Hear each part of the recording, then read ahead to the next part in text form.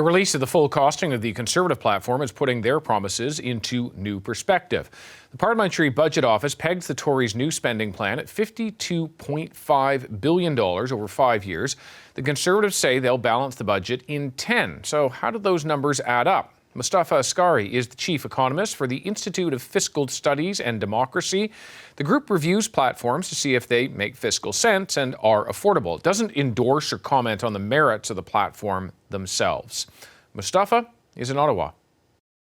Mostafa, thanks very much for joining the program. Your institute gave the Conservative Party a score of 11.5 out of 18. And so that's a pass grade, but there's a fail within it. Can you just give us a sense of how you get to that assessment and what the fail is over?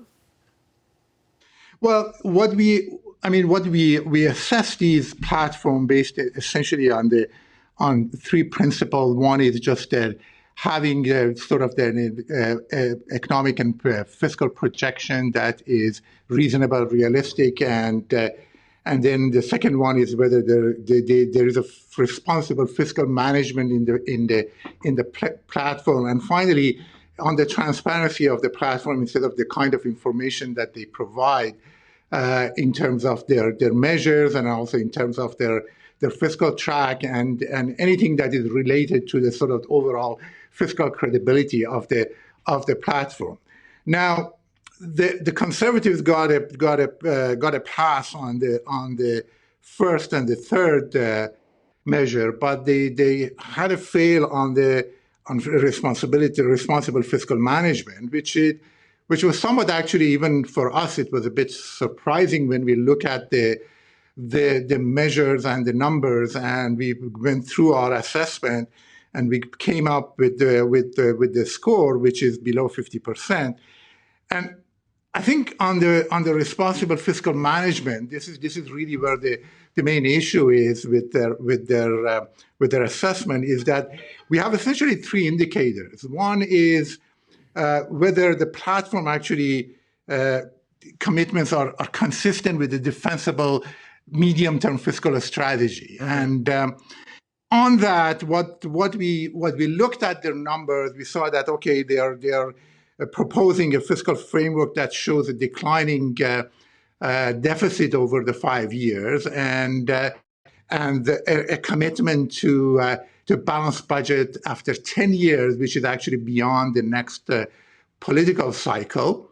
So that's a kind of a weakness in the sense that commitment to fiscal balance is essentially three mandates from now. Yeah, can I just pick up on that? The idea of a party, I mean, in this case, it's the Conservative Party, but a party talking about something that is going to happen 10 years in the future in terms of their fiscal planning.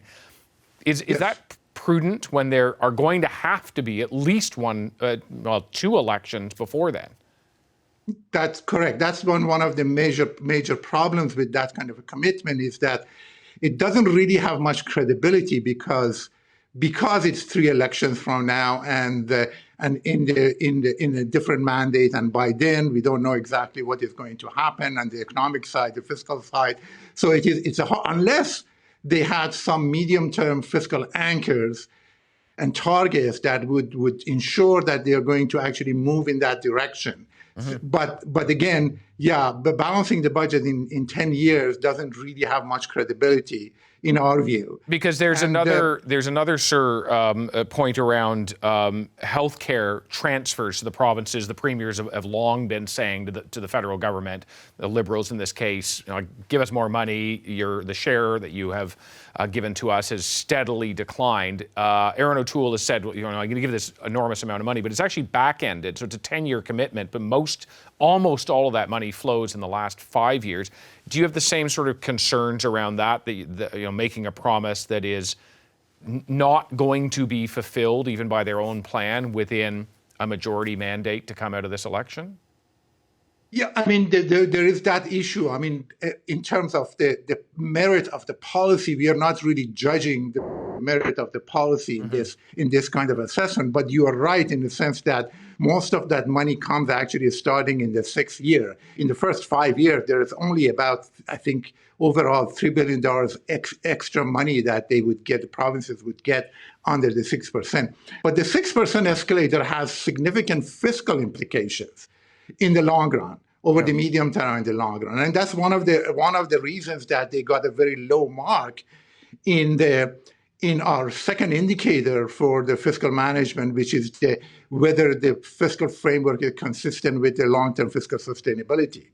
Now, the 6% escalator will grow over time beyond higher than the GDP in the long run, based on what they have put in there. Now, they say that they have costed it for 10 years, but they do not say actually what is going to happen after 10 years to that escalator, whether it's going to go up, it's going to stay the same, or any other kind of a measure.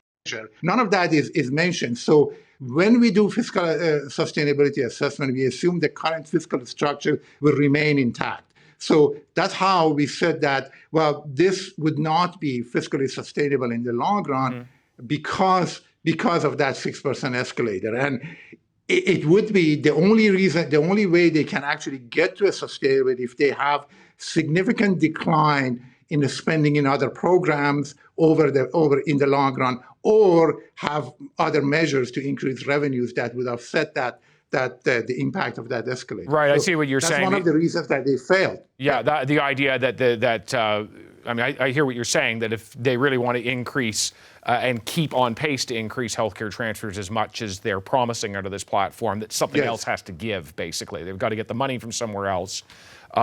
Just because our time is ticking down together, Mostafa, can I ask you, I know you don't have the figures, the details from the NDP on their platform yet to be able to do a review, but you have done so for the Liberals.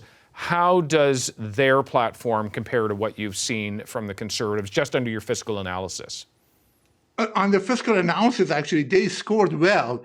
I mean, some people would sort of argue that, well, they show a higher level of deficit than the Conservatives in the medium term. How could they be doing better?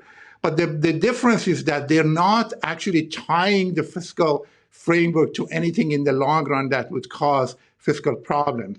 They do have a framework in place that they sort of have a fiscal anchor, the debt to GDP ratio declining in the medium term.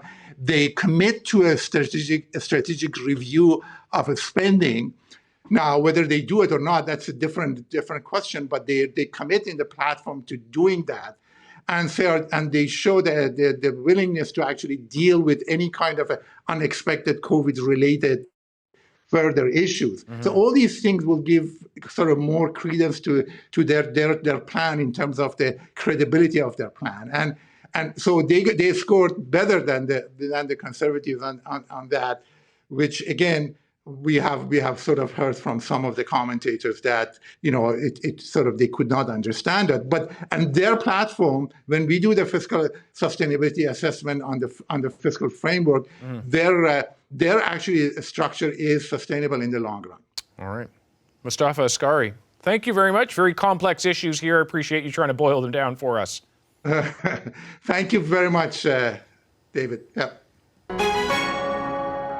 Hi, I'm Vashi Capellos, host of Power in Politics. See more of our show by subscribing to the CBC News channel or click the link for another video.